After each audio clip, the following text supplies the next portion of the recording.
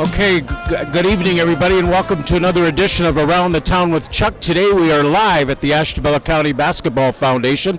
I believe it's the 14th one, and with me is the caterer for this event, Phil Garcia. Phil, how you doing? Good. Keeping busy, though. I got to get back cooking real quick, though. That's why we're only going to keep you for about a minute and a half because I'm hungry. Okay, good. Phil, tell me what excites you most about this event? Just hearing the Hall of Famers coming back to talk, and even the student athletes are getting awards. It's just a nice combination of people getting together and talking basketball. And what Nick and Mike have done and all their directors, it's just a fantastic program. Sure, not only student athletes, but the officials too, and that's very dear to you. Oh, yes, and I appreciate the foundation by going to the officials, and we appreciate that. So we get some recognition, and not that we always do all the time, and not what we're looking for, but it makes it nice. All right, coming up next here on Around the Town with Chuck is going to be the girls basketball coach of the Conneaut Spartans, Tony Pasanen. Of course, Tony was on Around the Town earlier in the year. Tony, how's it going today? Good, thanks. Thanks for having me on. Tony, what do you think of this event now? You've been coming quite a bit. It's really turned into a big successful. Yeah, I think it's very exciting, just seeing all the past players and the present players, and I just think it's great for the county. Of course, Tony, you have Jessica Thompson here as the Conneaut player representative. What can you tell us about your season? I know you did a lot of this on our television show, but it seems like as the season went on, your team got better and stronger for being such a young team. Yeah, we did, and I think the first half of the year, the first 11 games, we were 3-8. The last 11, we were 6-5, and a lot of that had to do with Jessica and the way she led the team and performed. And she may not have had the gaudy stats that some of the other Player of the Year nominees had, but when it comes to us, her leadership and her direction on the floor was huge in the development of all of our younger players. And, of course, your team looks like it's going to get better and better because, like I say, it was a young team. You're going into a new conference. Do you know anything about that? A little bit. I mean, Villa Maria, I know, and Mercy Rose Prep are very good. The other ones are all, your public schools and will be very competitive. I'm excited because it's going to raise the elevation of the competition for the girls. Tony Pasanen, varsity coach of the Conneaut Spartans. Thanks, Tony. Enjoy the rest of your event. Thank you. Yep. Okay, welcome back. Here we're at the Ashtabula County Basketball Foundation. Look what I found. Bill Fells. Bill, you have to be very proud today as your daughter's going to be into the Hall of Fame. I am very proud. The only thing I feel bad, she can't be here tonight. Mm-hmm. So I guess I'm keying for one night for picture purposes and things like that. But Lynn and I are real happy. The fact that she lives in Snoqualmie, Washington, which is a suburb of Seattle, that creates a little travel problem. But her family is going to visit us in June, so we'll get to see her. And I'm hopefully that there will be some recordings of the ceremonies tonight that we can, she can look on the internet and see a little part of this program. And, of course, Kayan has 3 children. I believe their ages 12, 9, and 7. Tell us about those lovely grandchildren. Oh, 12, 9, and 7. Well, the older one is redheaded and is tall and skinny like his dad. He likes to play in the band. He is, I think, could make a good swimmer. He's trying swimming, and which is, a little foreign for this part of the country. The 9-year-old, little Ryan. Little Ryan is, I think, going to be our basketball and baseball player. And then little Morgan, our granddaughter, she's a 7-year-old, and I think with her physical ability, she can do about anything she wants to. Right now, she's wrapped up in gymnastics, and also is, of course, her mom's getting her to be a softball player and be a catcher and things like that. So that's where they're heading right now. Wonderful, wonderful. Of course, Kayan is a 1994 graduate of Conneaut High School, and I can't let you leave, Bill, without asking about Craig, who is a 1991 high school graduate here in Conneaut, and I believe is doing a lot of coaching in Indiana, is it?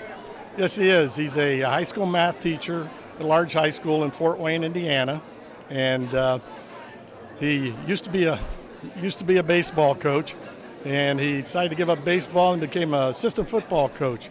We're pretty proud of him. We spent Thanksgiving Friday in Indianapolis watching his team win the state championship for the 5A class in high school football in Indiana. Now, he's the defensive coordinator, and even though his team only won 63-61, he was still happy as a defensive coordinator because he held them to 61 points.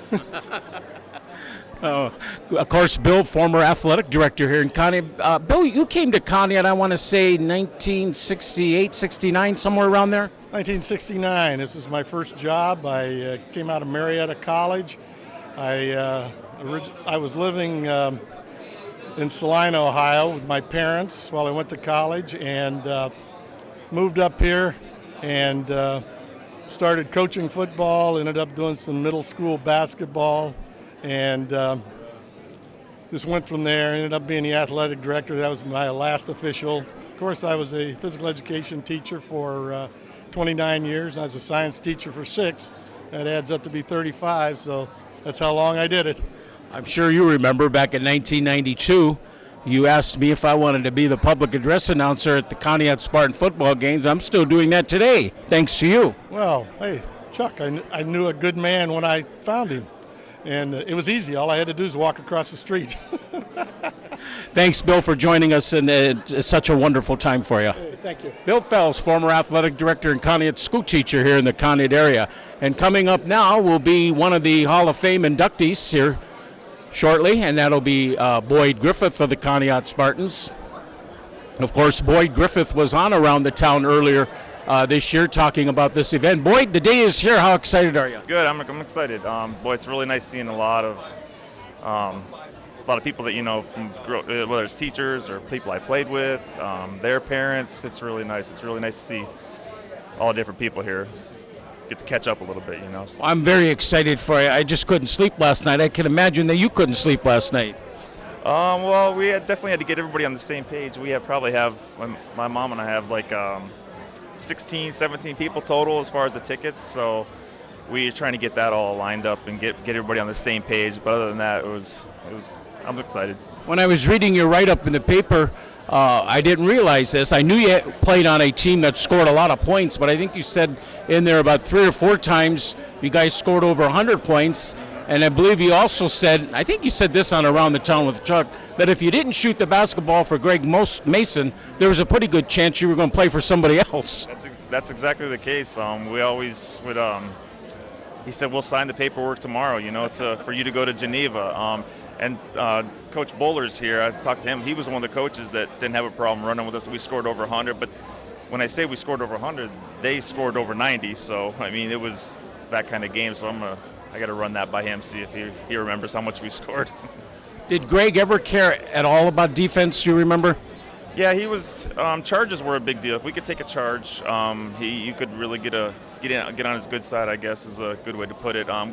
We didn't track him, but he definitely, you know, it was moving your feet was a big part of it. And if you stay in front of your player. But like I said too in the interview, if you weren't in the right position, let him go and let's get the ball out as fast as we can go. So that was we went more towards that way. But if you could take a charge was definitely the right, good way to go. So just before I had Bill Fells on. Of course, you know him just as well as I do, and his daughter is going to be elected in the Hall of Fame. Unfortunately, she's about 3,500 miles away and couldn't be here. She's in the wrong Washington. I tell everybody she's inducted too, but she's in Washington. Well, it's Washington State. So yeah, but she actually mentioned me and her brother shooting a lot, at his garage and everything. It's really nice to see the parents, and like I said, it's just great to see. Here comes some people right.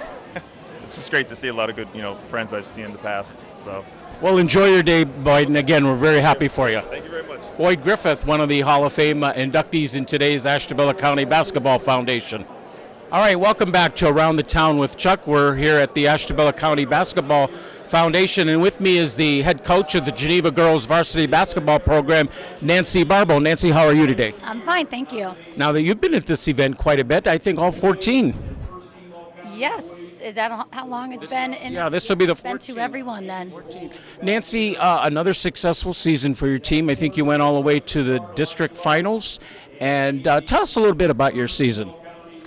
Our season was a little unpredictable to begin with because we were starting the season without one of our key players, Lindsey Mayle. So we knew it was going to be a work in progress, but the girls hung in tight. And when Lindsey came back, we found ourselves in a position for a conference championship, and we completed that task and then headed into tournament and hoping to get out of districts once again, but we fell short and lost to VASJ by 4 points. Okay, now this year you went into a new conference? Yes, we went into the Chagrin Valley Conference our first year, and it was competitive. We played some tough teams like Perry and Chagrin, and we were really, really pleased to come out with a conference championship. Of course, Nancy, you're a very successful coach. You know, they say high school sports teams, they have cycles. They go into winning cycles, they go into losing cycles. Not true. Not at Geneva Girls. I mean, year after year after year, you come up with a great team. Well, I attribute it to the coaching staff that I work with. They really prepare the girls for varsity level. The girls that I am blessed to work with, they are just tremendous. I mean, you can't get anywhere if you don't have the players that are willing to work. And I've been lucky to get those types of players year after year. What would you say was the best thing that happened to the Geneva program this year? I think winning the conference was a very memorable moment for us, because it's nice going into a new conference and then being that team that nobody knows of and then winning that championship. We did it on Perry's home floor, and Lindsey, that's also when she broke the scoring record. So there was a lot of excitement around the night. Besides losing in the district finals, was there anything this year you would say that didn't go as planned? That right there. We really had hopes to get out of the district finals. We were the number 1 seed in that district, and I know every one of our players, and including myself, we know we had a good chance and didn't make the most of it. So that's hard to do, hard to accept. Mm-hmm. Well, keep up the good work, Nancy. You and the Geneva Eagles represent Ashtabula County very well. Thank you. Thank you very much. Okay, and enjoy your day. Thank you. Okay, welcome back to the Ashtabula County Basketball Foundation. And with me now is the Player of the Year from the Geneva Eagles, Lindsey Mayle. Lindsey, congratulations. Thank you. It's such an honor to receive this. It's my second year in a row, so I'm just really excited that I could come back from my ACL injury and still win this and perform the way that I have. And it's just nice to be recognized for that. Talk a little bit about that injury. Now, that happened in May? Right. I was at an open gym in May at my high school, and I went down with a knee injury, and we weren't sure what it was at first, and I got my MRI back. They told me I tore my ACL, and I was absolutely devastated. You don't really understand how hard it is to come back from that until you've gone through it. I was on crutches for 4 months. It took me a total of 8 months before I was able to play on the court again. So it was a struggle. It was a long process mentally and physically. So it's just nice to be able to play again. And I'm not back to my old self yet, but I know I'll get there eventually. So did you have to miss any games to start the season? Yeah, I missed the first 11 games. I didn't get to play my first game until the end of December. Tell us what it's like to play for such a successful coach in Nancy Barbo. Talk a little bit about Nancy. Oh my gosh, she's amazing. She's become more like a family to me. Dealing with the loss of my father and stuff, she was there for me through it all, and she's been helping me keep on track, not just only in basketball but in life too. And she's very stern in practice and stuff. She always makes us work hard, and one of her main things is defense and conditioning. So we do a lot of running, and you hate it at times, but it's what's best for you. What was your most gratifying moment of the season? Probably winning our CVC championship game, because that was the first year that we have played in that tournament this year, and it was also the same night that I broke the school all-time scoring record. I finished my season with 1,601 points, and it's just an honor to be playing for her, and to be able to do the things that I've done here at Geneva is just amazing. Well, once again, congratulations, Lindsey, on being the Ashtabula County Player of the Year. Thank you so much. Okay, with me now is Sam Hitchcock, the Player of the Year in boys basketball from the Jefferson Falcons. Sam, first thing I got to ask, how was it to have your grandfather introduce you? It was nice just to have him there. He's been there for everything I've ever done playing basketball, so it was good to have him be the one saying that stuff. Such a huge basketball name, Hitchcock, starting with your grandfather Andover name. Yeah, well, we just moved to Jefferson, and just glad to be playing there right now. Sure. Back-to-back years with 20 or more wins. Do you feel that you accomplished what you want to accomplish? I mean, it's nice to have 20 wins, but that's all regular season stuff, and we just want to be a way better playoff team and get a district championship. What would you say was your most gratifying moment of this past season?